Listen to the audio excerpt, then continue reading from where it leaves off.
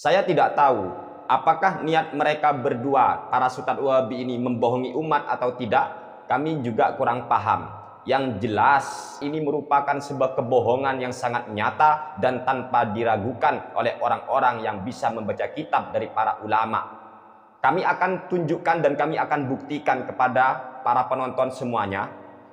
Dalam kitab ini karya daripada Asy-Syaikh atau Sultanul Ulama. Pada kesempatan kali ini kami ingin menyapa saudara kami. Insya Allah beliau ini seperjuangan, pemilik akun YouTube CCTV Aswaja.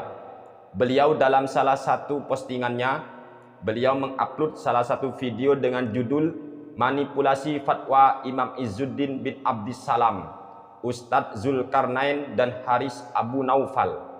Setelah kami lihat dan kami tonton itu video dengan seksama, ternyata isinya sangat mengejutkan sekali teman-teman.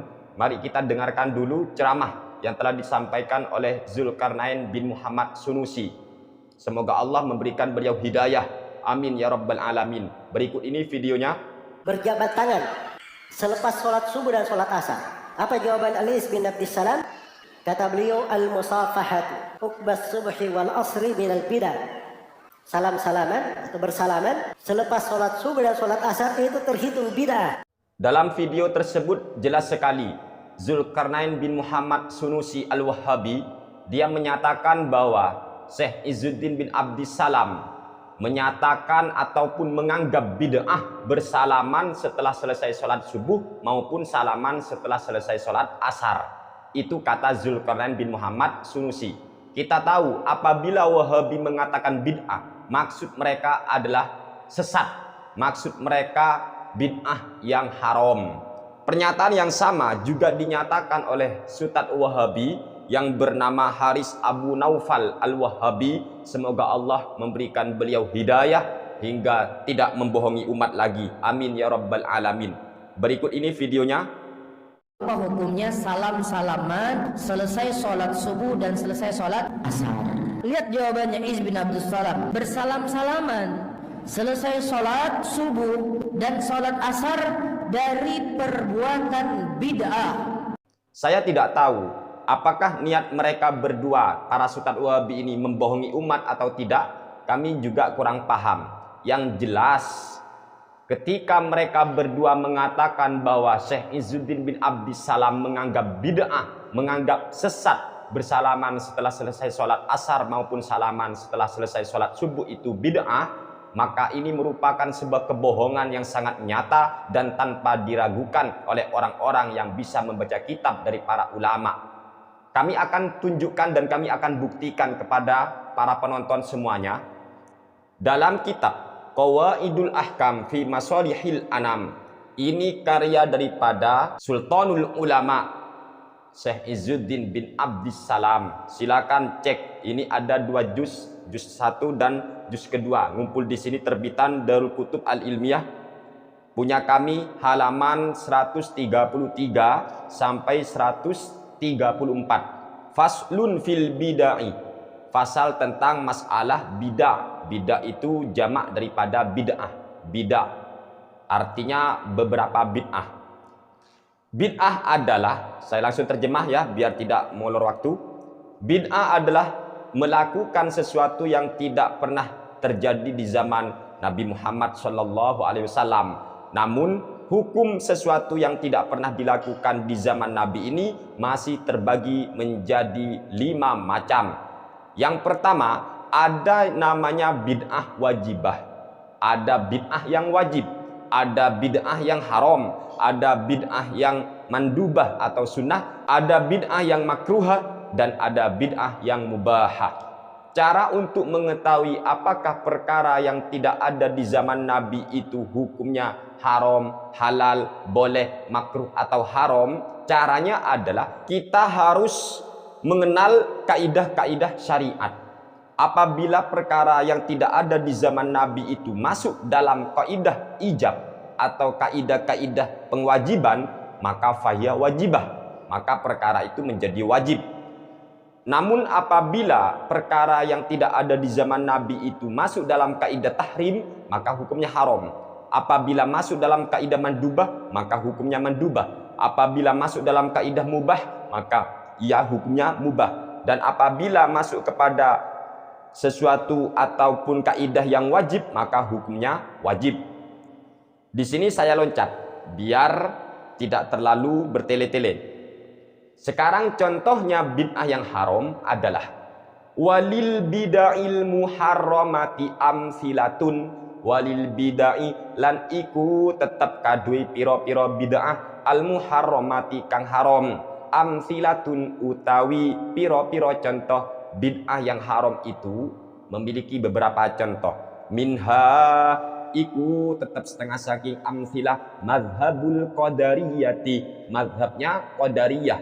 Wa minha mazhabul jabariyah, keyakinan atau mazhabnya jabariyah. Wa minha mazhabul murji'ah, begitu juga mazhab murji'ah atau aliran murji'ah.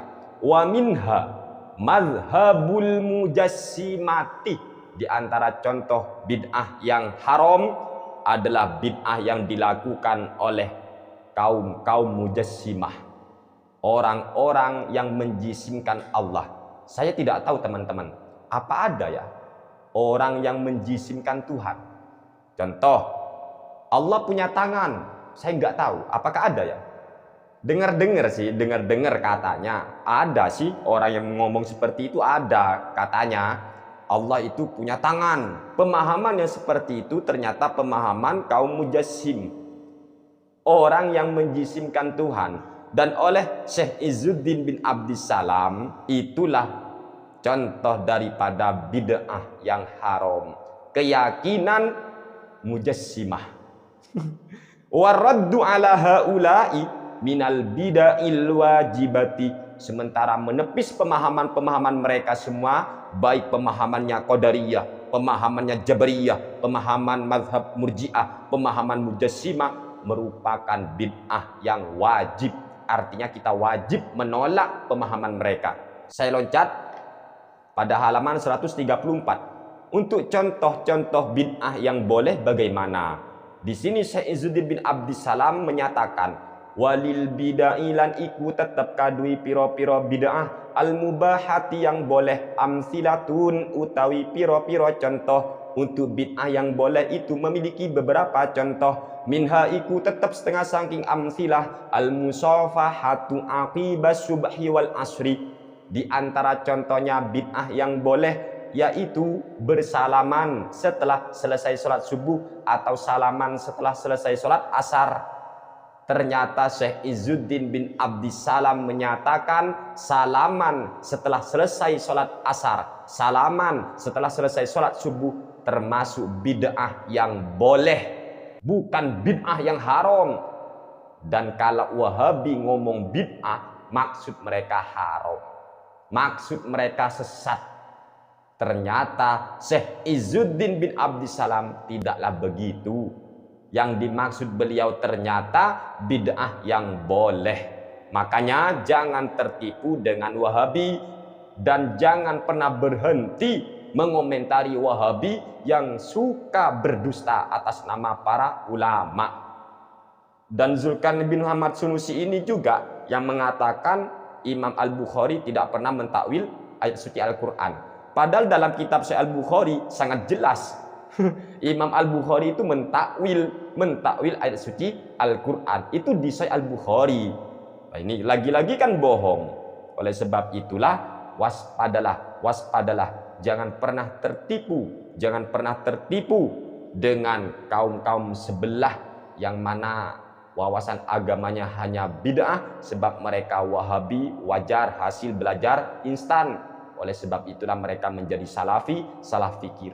Semoga apa yang kami sampaikan ini menjadi sebuah keterangan yang bermanfaat untuk kita semua. Silakan sebarkan sebanyak mungkin video ini, karena ini benteng daripada akidah ahli sunnah wal jamaah. Rasulullah sallallahu alaihi wasallam telah bersabda, ayatul munafiqi thalathun, idza haddatsa kadzaba wa idza wa'ada akhlafa wa idza tumina khana. Tanda kaum munafik itu ada 3. Yang pertama adalah apabila dia berbicara, apabila dia menerangkan sesuatu kepada kaumnya, apabila dia itu menyampaikan sebuah fatwa, dia berdusta atas nama Syekh Izzuddin bin Abdissalam.